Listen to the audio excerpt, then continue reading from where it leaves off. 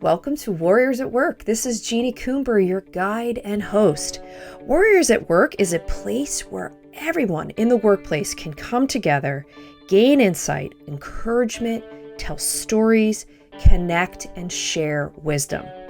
We are a place of like-minded people at different stages of life, all coming together with a shared interest of enlightening and inspiring one another.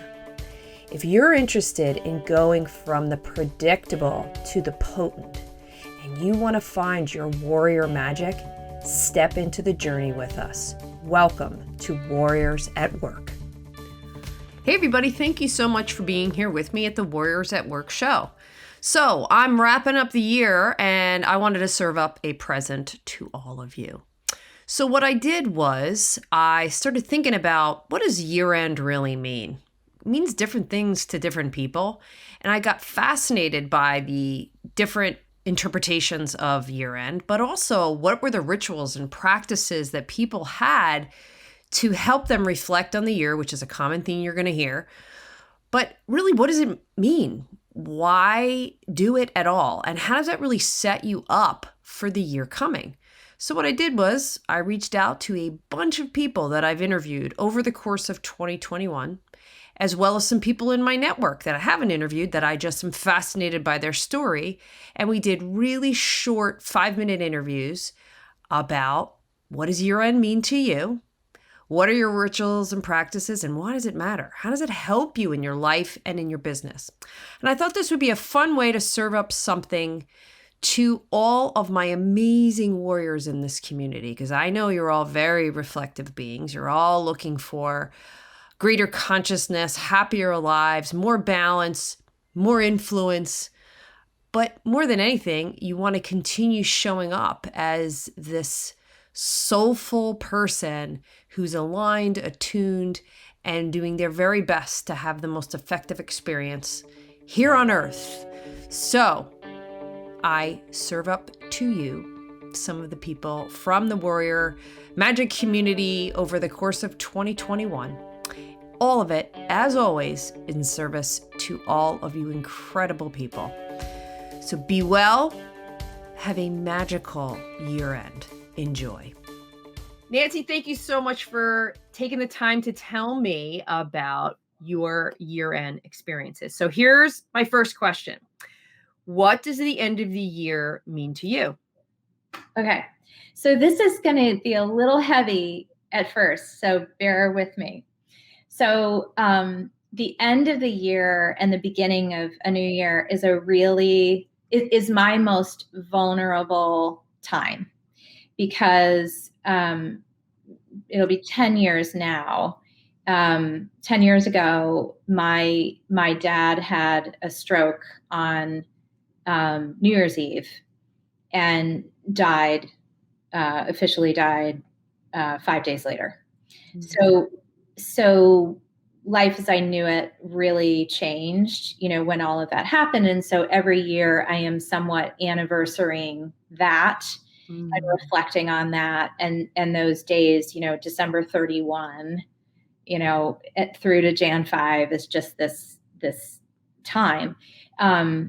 So what that means to me, backing up from that, as I'm like preparing for that, is I really try, particularly in December, to really focus around family and joyfulness and gratitude, and really grounding in those things that are most meaningful to me. And, it's the momentum takes you in that direction, because you've got, we celebrate Christmas and, all of the things that would go with that. So naturally you end up like spending time with family, but it's also an important time for me to kind of take stock of making sure that I give myself time and space so that I have that ability to kind of deal with, the sadness around that, and taking the positivity of all of it, not just getting kind of engulfed in the sad.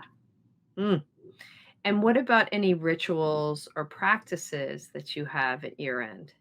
Yeah. So ideally I go on a yoga retreat for, some portion of that time. I can't always pull it off depending upon what they're running and, how my schedule goes. But that's like my ideal, is that I would literally have like 5 days where I'm just doing yoga 3 times a day and, resting and journaling and all those things at some like beautiful location. I also, I have a lot of rituals with my family around the holiday itself. And then within my company, we actually do a ton of stuff around gratitude in November to actually lighten the load for everyone with the December holidays. So all of the celebrating of clients that we do and celebrating of each other as a team and all of that we do in November. And so great idea. Yeah, so that people in December can kind of get more space, because December just gets so frenetic. So one key ritual in that space is I do gratitude cards. So like my personal cards to, people do Christmas cards. I do gratitude cards to friends and family, and then in the business we do as well. There's something really powerful about sitting down and writing why you're grateful for people, times many, many people. I take my time. The cards are on their way now because I do so many of them. And you handwrite them. I write them. Yeah. So I just do, a handful at a time. And so I'm, steeped in gratitude as I'm doing that. It literally is, it changes your brain chemistry. Yeah. I bet your clients keep those cards. I don't know. I mean, you kind of hope you make the fridge. And how does that help you in your life and in your business? It's a real reset for me. And then, I feel like almost, set anew for that coming year. Again, that, vulnerable, sensitive time. And then my birthday is also early January. So I feel like it's almost like I clean my closet, if you will, so that come January, I'm starting in a fresh start place. Love it. The closet being, up here. The brain. Right. I call it the committee. Yeah. What does year end mean to you? Assessment, which means, okay, it's time to slow down. It's time to take a look. It's time to be grateful and celebrate successes that have happened.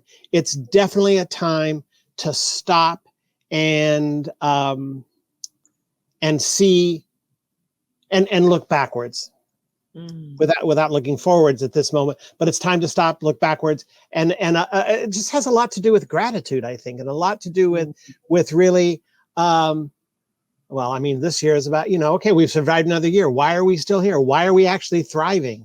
When, a year ago, we didn't even think this was possible. And the excitement of that is that, the excitement of possibility existing is what spurs us on. And what rituals or practices do you have at year end? Thanksgiving is always around getting together with family, and Christmas is always me and my husband up at our house, quiet. So we do write acknowledgements. We write down 100 acknowledgements of each other. Really? It's really good. 100. 100. That's a lot. Yeah. So over the Christmas break, get a little notebook and write down 100 acknowledgements, and then acknowledge each other on New Year's Eve. Is it hard to find 100? Not really. Not if you start going. Okay. No, it sounds daunting, but well, they get pretty small. Okay, that's good point. Yeah, and it could be acknowledgements or gratitudes or like that. So yes, but it's a refreshing ritual that my teacher Tony Stone started doing. We used to have to do 1,000 gratitudes for Thanksgiving. We used to, and then come up and everybody would walk around and we'd all say them at the same time over dinner or something like that. Anyway, so. I love that. So that's the ritual that I do, but it's usually, but Christmas is quiet.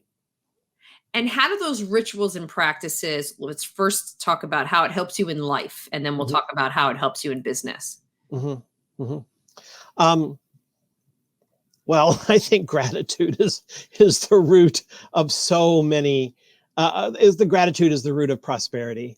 When you're grateful for something, you shift your mind from your troubles, you shift your mind from feeling sorry for yourself, you shift your mind from all the problems to like, well, you know what? So true. It's so easy to wake up in the morning and just be stressed. And it's so easy to be a business person and just be stressed all the time. But to go, okay, wait, well, you know, something else I do is I usually write gratitudes and acknowledgements of my staff. That's another thing that I do. And I always resist it because it seems like, oh, it's almost too intimate. It's almost too personal. But then once I do it, it starts to flow, and then I start appreciating them, you know. Right. And so gratitude is such a great basis for prosperity. It's also a great basis for forgiveness. It's a great basis for shifting perspective and seeing the assets as opposed to the deficits. So I think that works for me both internally, personally, and professionally. I never thought about the relationship between gratitude and forgiveness. Oh, yeah. That's really, really interesting. Because there's something about shifting when you get into a place of appreciation. And I'm sure there's some neuroscience to support that. You Probably cannot be in a place of anger if you're in a place of appreciation. Right. So Sarah, tell us what year-end means to you. So it's interesting. At year-end always, for me, I just focus on the summer because I'm cold. Like just primordially, I am cold. But one of the things our family started doing many years ago is we would write down on a piece of paper our goals for the new year. And so I immediately start thinking about what are we going to do next year that's different? What do we want? What sort of words do we want to put out in the universe? And so each year, each member writes something down on a piece of paper of what they want more of in the new year. And we do this on New Year's Eve or New Year's Day. And then we, very safely, especially in California, we burn it in like a little fire pit, or, California's easily catches on fire. So we'll do it inside, in a little ashtray or whatever. And, you can, the smoke going up and sending it out to the world. And I love that. It's so great because the process, writing it down, the smoke going up, sending it to the universe, it's very powerful. And our family remembers what we wrote down every year. Like one year, the first year we did it, my son wrote down Legos, and I was like, okay, so this is not asking for gifts. But I love it because, every member can participate in this one. So you each get to share whatever your goals are. So you say it to the other person. It's up to the family member. Some people feel comfortable saying it out loud. Some people, are just want to burn it and send the smoke up. So yeah, it's up to each member what they feel most comfortable with. And how does that ritual help you in your personal, professional life?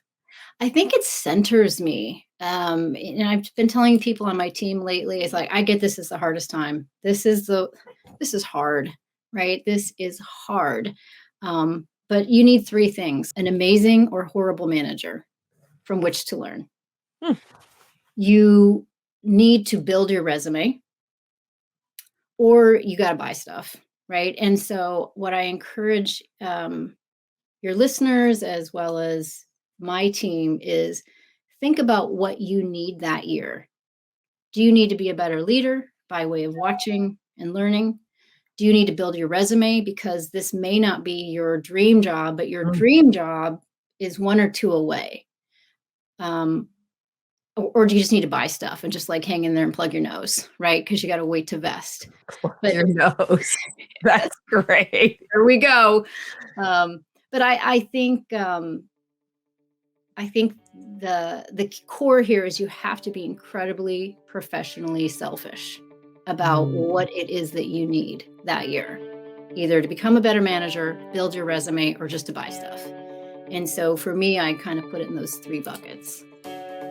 Thanks to everybody for listening to another episode of Warriors at Work and letting us be a part of your warrior journey.